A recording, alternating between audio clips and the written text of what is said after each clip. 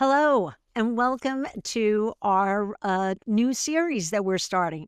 We're going to be talking a little bit about sales performance meets mental strength.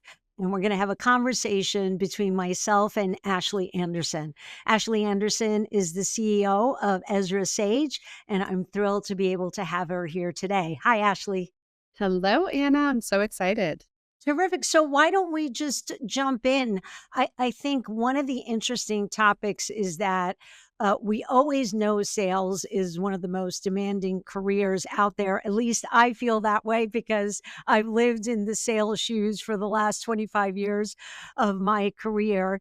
And it requires stamina, strategy. You're always evaluated on nonstop performance, and often what doesn't get talked about is the incredible mental and emotional pressure that you feel, right? So, what we're going to do over the next course of the next few weeks is we're going to share and break down into 6 challenges, and we're going to start talking about each of them and how do we kind of marry and what can we do as sales leaders to help our teams be able to, perform better and not have the mental stress. Yeah, absolutely. It's one of those kind of push pulls. There can be a lot of advantage to that excitement and the energy that comes with being in a sales role. And I know a lot of sales folks love that. Like it energizes them. It's what stokes the fire. But at the same time, there can be a cost too if we're not tending to our mental and emotional well-being at the same time that we're focusing on our productivity and our drive and our numbers and our ambition. Right. So let's start with the first challenge. Often we treat sales like a sport, right? I mean, how often do we compare sport analogies to the sales, process and what you're doing? But then we ignore most sports athletes do go through mental conditioning, but we ignore that when it comes to sales. So let's discuss that as far as how do we kind of break into the next natural level of progression. I think if everybody listening or watching thinks about the different ways that they've like trained themselves or what they dive into from a reading material standpoint, I think they'll notice that a lot of it, like there's an over indexing on the tactical and the technical expertise and strategies related to sales. And it's not to say that we don't need to pay attention to those things. Like we do need to be technically and tactically prepared for the role in order to succeed. But the problem is when it happens to the neglect of the mental strengthening as well. So we want to be prepared and strong in all aspects of kind of who we are and the work that we do, not just the technical. And I'm sure you can draw on your own experiences, Anna, of like, where the focus has naturally been and where the companies you've been a part of have like promoted and invested in certain experiences. And I'm curious your take on whether those have been predominantly in that more technical space.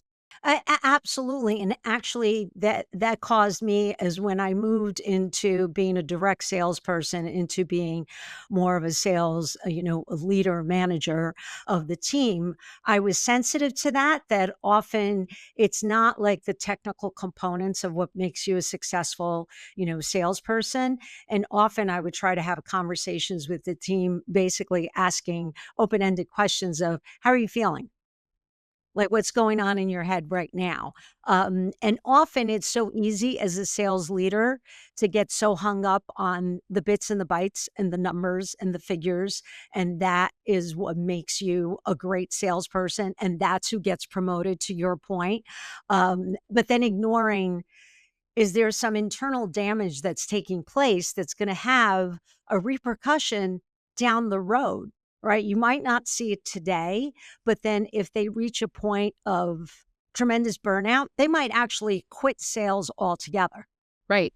And there's this, it's hard to raise your hand and say, I'm not feeling okay, or something's a little off, or I'm struggling, like, that's really hard to do proactively. So I love what you're talking about from a leadership standpoint, and it's something that anybody can do. I mean, it's definitely great when leaders are doing, but even as colleagues, like, just to check in, how are you doing? Giving that space for the person to be able to really be open about what's going on. And when you ask the question, you're giving permission to the person that, like, it's okay to not be okay, whether that's in that day, that week, that month. Like, let's talk about it.